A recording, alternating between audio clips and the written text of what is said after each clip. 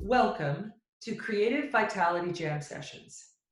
Here we have intimate conversations with extraordinary dance and theater artists about reimagining creativity and supporting and building community. We are walking the walk now in solidarity for justice, respect, and equality. And we must continue this course of action for change to come, because Black lives matter.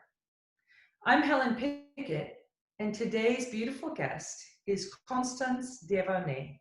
From now on, I will call her Coco. Coco is a principal dancer with the Scottish Ballet.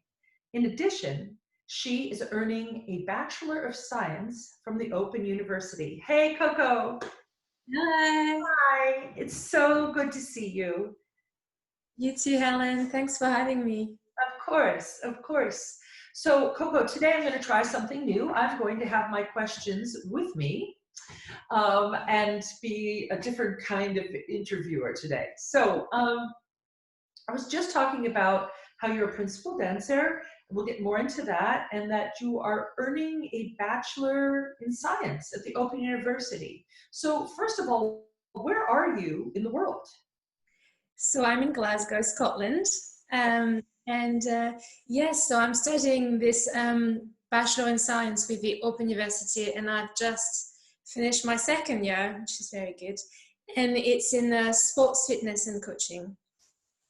Oh, that's fascinating. So I know that you got into yoga at 16, and I know that you also, is it Fridays, every Friday that you teach your colleagues at the ballet? Yes, it depends. It's Wednesdays or Fridays. Yeah. For Fridays, right. I remember because it was one of the days we always had to stop early. Oh, it's good. It's good. So this Bachelor of Science, so in what capacity do you want to be a physical therapist after your career? Not necessarily. I think what attracted me in that particular degree is that it was quite broad. So it was about fitness, coaching.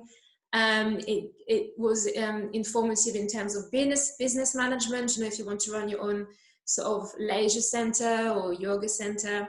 So that's what really attracted me. And also it's really deep into coaching, which I thought I could use into dance, because I'd like to be able to teach dance when I retire from the stage. And I'm already teaching all levels. So it's something that's really helped me. And it's also, you know, using self-reflection, it's helped my own dancing and my own way of working as kind of coaching myself, really. Yeah, you know, you bring up a really good point about coaching. I've always believed, I know there are people that don't need to go down this path, but I've always believed that as a professional dancer, you have to figure out your whole self, your physicality, your mentality, where you are emotionally. And through that figuring out, you actually get to go deeper in how you can explain this to someone else. And I feel like all of these levels of learning how to have your own career, you know, and what that takes, I definitely think that builds to mentoring, coaching, bringing other people to understanding themselves. Because as you know already as a yoga teacher, everybody is different, and you have to find, you know, what works for this person will not work for another person. Absolutely. So, okay, so other than that, I have to say that Coco and I have worked very recently, over the past year and a half or two, on The Crucible, my full length for the Scottish Ballet, in which she played Abigail, one of the two leading female roles. And so I want to hear, I'm going to ask you what you're doing in a moment, but since I'm there, I would like to ask you, I know you really love diving into dramatic roles. You also just created the Snow Queen, right? Which is another beautiful dramatic role by Christopher Hampson. And I feel like dramatic roles are definitely a creative reimagining over like several layers where where you start in a role is definitely not, and I'm talking specifically about you, where you, like, I've seen it in the studio, where you start and where you get to on stage. So can you tell us how you prepare for a dramatic role, perhaps for Abigail? And then there's a second part of that question. Sure. I think what I love about such roles is that you really have to take your 100% and really dive into it. And it's not just a physical work, but it's also, mind and mental. And you really have to do your research and understand the different levels of characters and who that character is, and the past, the present, and the future perhaps of that character, if it's a real character or not, like Abigail, and what I love about it is that it takes you away from the technique and the sort of corrective, the correction where you have to stand in first and second. When I really go into the character, it's like the steps come out much more easier, and I don't have to think about, I need to be on my leg for this. And I think it's something as a dancer that if you focus too much on the technique, it doesn't necessarily happen. But when you sort of forget about it and just be the character, or be, if it's not a ballet that's got a story to it, you can be, if you just be in the present, you can actually access something that's much deeper, and then the technique works without you having to think about it. That's what I've learned through the years, and I think that's what I love the most about it, is that you can really perform and tell a story to the audience, and then steps happen as naturally as they can be. Beautiful. So the second part of that question is there a particular pathway you discovered while working on the various dramatic roles that you have done? Was there a particular pathway once you came to the stage, because each performance is because it's live performance. So were there, and because it is more present because of the stage, right? There's no I'm going back and doing something, right? So was there a pathway once you came to the stage of how you grew to this role or into the role? I think what really helped me, and what really, it was like a light switch, was when during the Crucible, when we worked with you and James Bonas, who was part of the creative team. Yes, he said, I'm not going to quote him but he said something along the lines of, don't act the emotion, just be the emotion. And that's something that on stage I found so much easier to do. And you've rehearsed it over and over and over again. And what's hard is not to show that audience that you've been doing it, especially with that first duet, with Abigail and John. It's the first time that all these things are happening to her, although you've rehearsed it 100 times. So being in the moment and just trying to be that emotion, instead of, now I need to show that I'm a bit afraid, now I need to show that I want this gift, to the audience, made a lot of sense to me. And it sort of changed the whole way I saw such characters and live performances. And it really helped me, be in the present. And I think that helped the journey, because as you said, it's a live show, it's different every day. So it helps it helps you react in a sort of live presence, live moment with your partner. And it did make it different, but the same every time. And it didn't surprise us, but if it did, it was sort of okay, because we just responded to each other. So I think that's something that I learned through the live performances, and it's something that I just try to apply to every show, so it stays, new. Yeah, new and spontaneous. So I'm going to go back a little bit. So can you tell us a little bit more about yourself, and perhaps what you're working on now? Sure. So I was born in Amiens, north of France. I started ballet at the age of 6, and I then moved to Cannes, south of France, to the Rosella School, to sort of go deeper into dance training. And then when I was 15, I really wanted to, almost do that every day. And I knew then I wanted to be a ballet dancer professionally.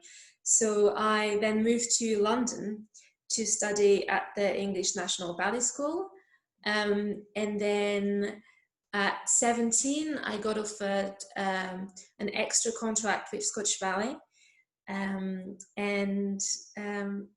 That's basically it. I've been with Scottish Ballet for almost 12 years. Wow. So yeah, it's my first company and I'm still here, loving it. So yeah, and then I got promoted to soloist when I was 23, and then to principal when I was 25. Wow. And what are you working on now? So we're currently on holidays with the company, and I've used this time, this lockdown, to just sort of try and find new areas of my performances, obviously that can't be in the studio, can't be on stage. So I finished my second year of the OU degree, which was really good because I had the time to do it finally. I've got a little more into yoga. I always practice yoga every day, but having, the whole day to do it, I really find new ways of learning and teaching, and also I've started a meditation teaching course, which I think will work really good alongside my yoga diploma. So I have to ask you, is Jamil your test rabbit? Yeah. He's loving yoga now. Jamil is Coco's partner, and he's also a dancer at Scottish Ballet, and he's a very good filmmaker, I have to just say. And didn't you just recently get a kitty cat? We did. We got him just before the lockdown. He's a little Russian blue, and his name is Apollo, and he's absolutely gorgeous. Russian blue. So I'm allergic to cats too, but I know that I can have a Russian blue because, Yes. Yeah, I'm really close to getting one. Really close. Yeah, exactly. Let me see here. Covered that. So was there a moment in your creative life, it can be dance or it can be something in creative life,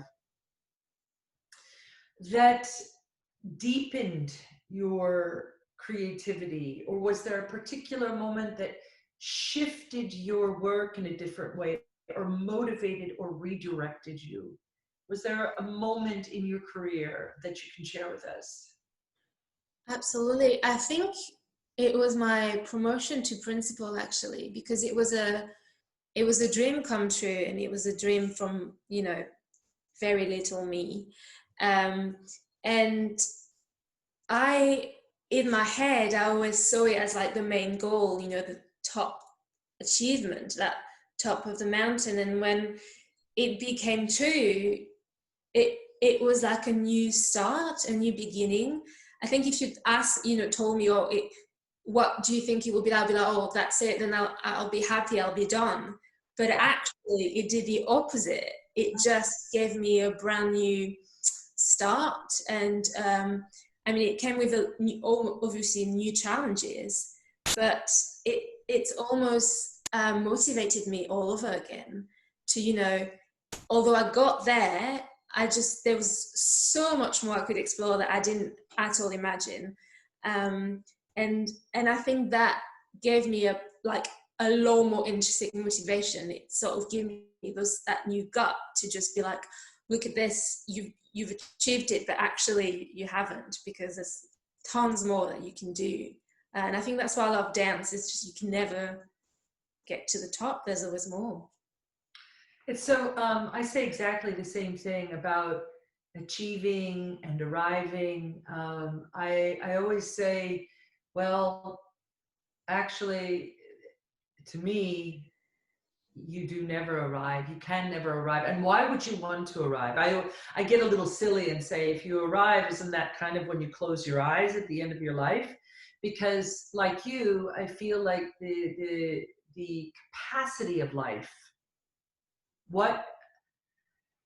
there's just so much to, and I'm going to use this word, but to devour in a way. There's so much to just, it's the process that's so interesting. And I agree with you. You know, I really believe that when human beings have higher expectations, this is the chance when they can really find different levels of not only artistic life, but life. Mm-hmm. And that's why I always say, you know, yes, raise the expectations, because we need this. We need it in a way to feed the curiosity, to find the new in ourselves, and also how we open up to this world around us and we take it in. And I believe that, you know, more generosity happens, more gratitude, and definitely more work. But it's the work that I find it's the interesting part, right? Absolutely. Yeah. Yeah. It's why I stay in this profession too. It's like I will never know, even after, you know, I'm only 29, but no, I will never know how much there is to learn in dance. It's just impossible. And I love that. I love that. So thank you. So I know you have a very deep practice of yoga. Is there any other exercise you engage in besides dance, or an exercise tip, or even a yoga tip that you can give us? Let me think. Jamil and I recently got a bike. So we've been cycling, discovering new areas of Glasgow, which has been lovely. So yeah, that's actually been something that I've recently really loved, because it gets you out of the house and you exercise at the same time, and makes you feel better about yourself. I do run, but I'm not the biggest fan of running. Yes, in terms I think of yoga, I would say, yoga doesn't necessarily mean just on the mat physical practice. I think it's something that you can do all the way through your life. You mentioned generosity. That's yoga, giving something without expecting anything back. That's, if you don't have time to be on the mat, you can perform and you can practice yoga in so many different areas. If it's just, getting up and focusing on your breathing for 5 minutes, that's great. Yeah, exactly. Yoga is not just on the mat. That's exactly right. Yeah. One other thing I just want to mention is that didn't a deeper practice of yoga also shift your eating habits? Didn't you become vegan? Isn't that, am I remember? Yeah. Yes, I did. Yes. I've been vegan for almost 3 years now. How did that shift you? I did it as sort of a health way to start with, because I've got asthma and a lot of inflammation and injuries and stuff. So I did it to see if it would help to reduce inflammation and help for my breathing. And it did. And when I realized that it did that thing, I did a lot more research into it. And then I saw, some animals were treated, and that just put me off a lot. But it really also gave me a lot more energy in the studio and a lot more focus. So yeah, it's been a great help, I think. I feel like I've got more energy. I wake up earlier, and I sleep better. And so far, my inflammation, I had a lot of inflammation in my toes and ankles, that got much better. And even if my, probably my workload increased, so I'm pretty happy with that. That's excellent. That's a really good tip for the CVJS audience. So, Coco, we have one last question that's an important part of CVJS. I really believe in building and supporting community, within the studio, as you know, but also in our community in general. Mm-hmm. What would you like to see shift, or what do you think needs to be shifted in terms of building a more equitable community? I think it would be great if we could turn into the education system, and I think inspire the youth and bring them into, get theatres accessible to people that and youth people that perhaps can't go, and really I think dance is for everyone, so being able to teach the youth how to be themselves, how to be creative, I think that's really important, because when they grow up they would have had that in them from a young age.